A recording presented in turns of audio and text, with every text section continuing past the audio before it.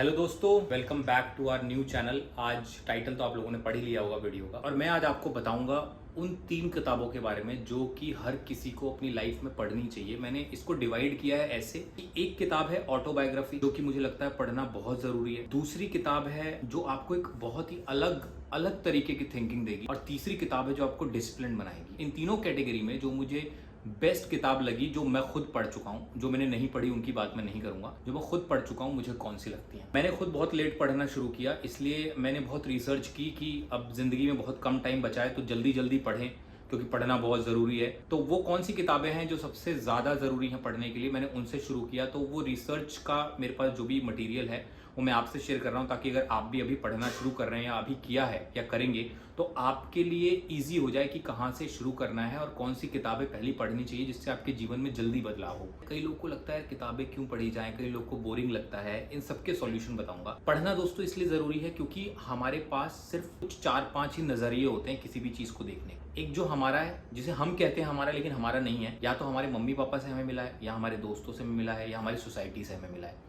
और सोसाइटी भी वो जो हमारे पास है। दूसरा नजरिया हमको मिलता है सोशल मीडिया से, हम जो यूट्यूब पे देख रहे हैं, जो हम इंस्टाग्राम पे देख रहे हैं, जो हम गूगल पे देख रहे हैं, लेकिन ये भी कहीं ना कहीं सोसाइटी का ही नजरिया होता है। एक जो तीसरा नजरिया होता है जो सबसे जरूरी है, वो है किताबों का नजरिया। क्योंकि किताब एक ऐसे इंसान ने लिखी है जो हमें पता है कि बहुत ही महत्वपूर्ण इंसान है, उसने लाइफ में कुछ अचीव किया है, वो बहुत कुछ जानता है, तो जरूर उसकी बातों में कुछ दम होगा। तो जिन लोगों की तरह हम बनना चाहते हैं, डायरेक्ट उनका नजरिया लेना बहुत जरूरी है। एक्चुअली उनका नजरिया ही लेना जरूरी है, और उसके बाद उसकी तुलना करनी चाहिए अपने नजरिए से। तो हमको पर्सपेक्टिव मिलेगा कि यार हम तो ऐसे सोचते थे, लेकिन इस चीज को ऐसे भी किया जा सकता है। आपकी प्रॉब्लम के सॉल्यूशंस मिलेंगे। कि मान लीजिए अगर कोई क्रिकेट खेलता है और वो क्रिकेट खेलने वाला लड़का अपने सामने पड़ोसी जो क्रिकेट खेलता है उससे थोड़ा बेहतर खेलता है, उससे सीखने लगे, तो सीखना गलत नहीं है।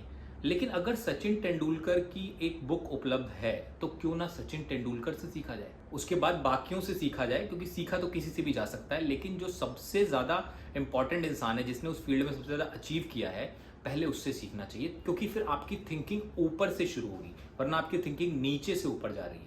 तो सबसे पहले शुरू करते हैं सबसे पहली किताब से, जिसको मैंने फिल्टर करके चुना है सारी ऑटोबायोग्राफीज में से एक ऑटोबायोग्राफी। मैंने खुद बहुत सारी नहीं पढ़ी हैं, तो मैं ज़्यादा यहाँ पर बातें फेंकूंगा नहीं। जितना मैंने पढ़ा है मैं उतनी बात करूंगा, क्योंकि जैसा मैंने कहा मैंने बहुत लेट पढ़ना शुरू किया, लेकिन उसके बाद अपनी स्पीड बहुत बढ़ाई कि ज़्यादा से ज़्यादा पढ़ सकूं। तो पहली किताब एक ऑटोबायोग्राफी है, माई एक्सपेरिमेंट्स विद ट्रुथ, और ये किताब लिखी है महात्मा गांधी जी ने। दोस्तों इस ऑटोबायोग्राफी को मैंने इसलिए सिलेक्ट किया क्योंकि जितनी भी ऑटोबायोग्राफीज हैं वो किसी ना किसी हीरो ने लिखी होती हैं। हीरो मतलब फिल्म का हीरो नहीं, लेकिन जो हमारा आइडल होता है, जो बहुत प्रभावशाली पर्सनैलिटी होता है। तो मुझे लगता है इंडिया में अगर सबसे प्रभावशाली कोई पर्सनैलिटी है तो उनमें से एक है महात्मा गांधी जी। और उन्होंने जो अपनी ऑटोबायोग्राफी लिखी है, इसमें खास बात यह है कि जब भी कोई जो आपका आइडल होता है, जब कोई किताब लिखता है, तो ज़्यादातर उसमें अपनी सक्सेस की बात करता है, वो आगे कैसे बढ़ा उसकी बात करता है, उसने परेशानियों को कैसे पार किया उसकी बात करता है। लेकिन जनरली हमें ये नहीं पता चलता कि वो इंसान भी हमारी तरह है। और महात्मा गांधी जी ने इसमें अपनी गलतियों की बात की है, अपने गिल्ट की बात की है कि मुझे किन चीज़ों का पछतावा रहा है जो मैं नहीं कर पाया या मैंने गलत कर दी।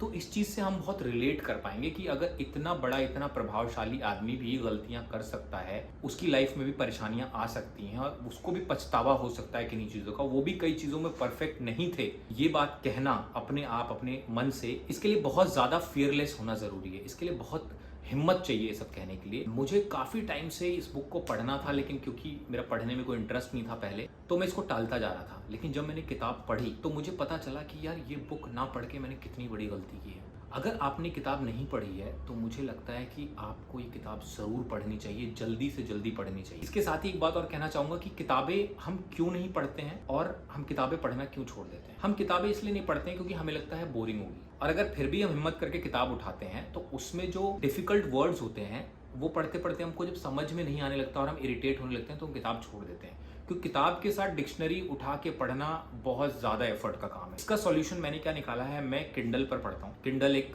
डिवाइस होती है छोटी सी, उसमें आपको जैसे ही कोई वर्ड समझ में नहीं आता, आप उस पर टैप करते हैं, आपको तुरंत उसका मीनिंग पता चलता है। तो आपका टाइम बचता है, एफर्ट बचता है, और आप एक्साइटेड रहते हो उस किताब को पढ़ने के लिए। तो अगर आप किंडल नहीं खरीद सकते हो तो किंडल का एक ऐप आता है जो आप अपने फ़ोन पे डाउनलोड कर सकते हो, चाहे एंड्रॉयड हो चाहे आईफोन। उसमें आप किताबें खरीद सकते हो, डाउनलोड कर सकते हो, मेंबरशिप ले सकते हो और उन किताबों को पढ़ सकते हो। उससे क्या होगा कि आप जिन लोगों की किताबें पढ़ने की आदत इस वजह से छूट रही है क्योंकि उन्हें वर्ड का मीनिंग देखने कौन जाए, डिक्शनरी में कौन ढूंढे, किताब इंटरेस्टिंग नहीं लग रही है because of words, because of weak vocabulary, उन लोगों के लिए बहुत अच्छा सोल्यूशन है। बाकी जिनकी इंग्लिश अच्छी है, जिनकी वोकैबुलरी अच्छी है, वो किताब लेकर पढ़ सकते हैं। मेरे पास जनरली इनमें से 1-2 बुक्स की हार्ड कॉपी है, जैसे माई एक्सपेरिमेंट विद ट्रुथ की है, और बाकियों की नहीं है, क्योंकि मैं उसके बाद से मैंने किंडल पर पढ़ना शुरू कर दिया, क्योंकि मुझे वो ज़्यादा आसान लगता है, ज़्यादा अच्छा लगता है। अब बात करते हैं दूसरी किताब की, जिसका नाम है एटॉमिक हैबिट्स।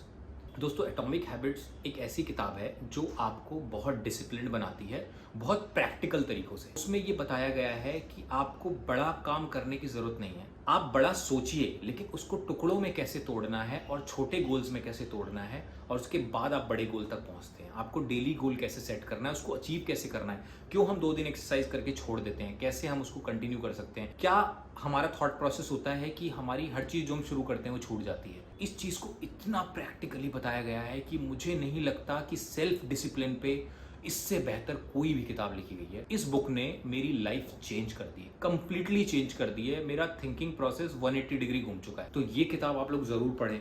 अब बात करते हैं दोस्तों तीसरी किताब की। ये अगर आप तीनों नहीं पढ़ पाते हैं ना, तो तीसरी जरूर पढ़ लीजिएगा, इसलिए मैंने इसको तीसरे नंबर पर रखा है। इसकी ये इंपॉर्टेंस है। दोस्तों, किताब का नाम है the subtle art of not giving up.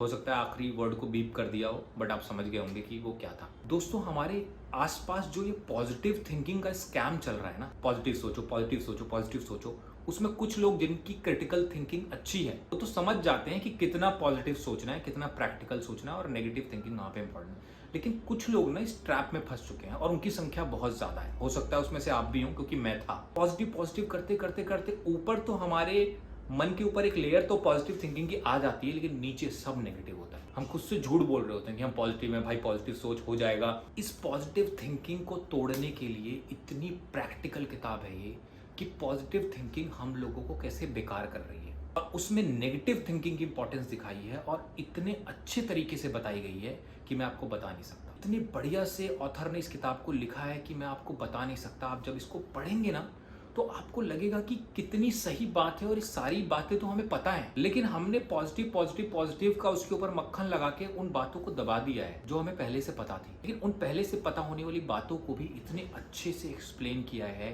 आपकी लाइफ इतनी स्मूथ हो जाएगी। दोस्तों, आप जब इस किताब को पढ़ेंगे और अप्लाई करेंगे ना अपने जीवन पे, आपको लगेगा आपके ऊपर से बहुत बड़ा बोझ उतर गया जो आप लेके चल रहे थे पॉजिटिव थिंकिंग का। This is a beautiful book. अगर आप कोई किताब नहीं पढ़ रहे हैं तो प्लीज ये किताब पढ़ लीजिए। ऑटोबायोग्राफी जो है वो सिर्फ इसलिए बताई है ताकि हमें ये पता चले कि ये एक रियल इंसान ने लिखी है जो अपने आप में बहुत प्रभावशाली पर्सनैलिटी था। दूसरी किताब सेल्फ डिसिप्लिन के लिए प्रैक्टिकल तरीका। तीसरी किताब practical thinking, not positive thinking. ये आपको कैसे आगे बढ़ाएगी। इसके साथ ही मैं आपको बताऊंगा एक बोनस किताब जो मुझे आपसे बात करते करते रियलाइज हुआ है कि ये भी बहुत जरूरी है। दोस्तों, हमारी लाइफ में सेल्फ डिसिप्लिन जरूरी है। हमारी लाइफ में एक अच्छा thinking process, practical thinking process बहुत जरूरी है। एक इंसान जो बहुत प्रभावशाली हो, उसका जीवन कैसे रहा है, वो अपनी परेशानियों से कैसे लड़ा है, और हर इंसान एक जैसा होता है चाहे वो कितनी भी बड़ी पर्सनैलिटी हो।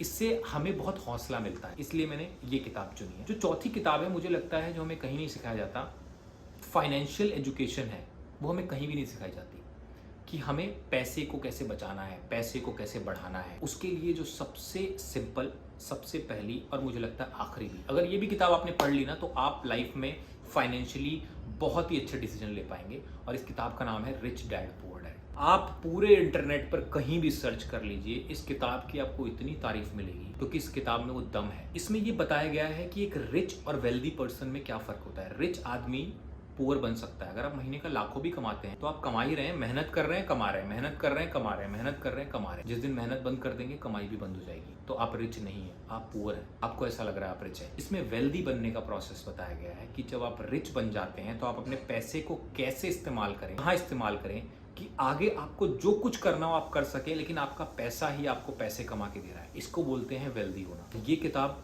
बहुत इंपॉर्टेंट है। ये 4 पिलर्स मैंने आपको दिए हैं। मुझे लगता है ये 4 किताबें आपकी जिंदगी में बहुत बदलाव लाएंगी। आप रोज दिन में 1 पेज पढ़िए। मैं कह रहा हूँ पूरे साल में आप एक ही किताब पढ़िए। 4 साल में भी अगर आपने 4 किताबें पढ़ ली ना, तो आपकी ज़िंदगी बहुत अच्छी हो जाएगी। उसके बाद आप इन्हीं को रिपीट करते रहिए। अगर आपको लग रहा है आपको नई किताब नहीं पढ़नी, इनको रिवाइज करते रहिए। जब आप ये किताबें पढ़ते हैं तो इनमें जो आपको चीज़ें अच्छी लगती हैं उनको हाईलाइट कर लीजिए। हाईलाइट करने से क्या होता है, जब मैं दोबारा उन किताबों को उठाता हूँ तो मुझे पता होता है कि ये पॉइंट्स बहुत इंपॉर्टेंट थे, तो मेरा एक रिवीजन हो जाता है और मुझे सारी बातें फिर से याद आ जाती हैं और उसके बाद मैं अकॉर्डिंगली चल पाता हूँ।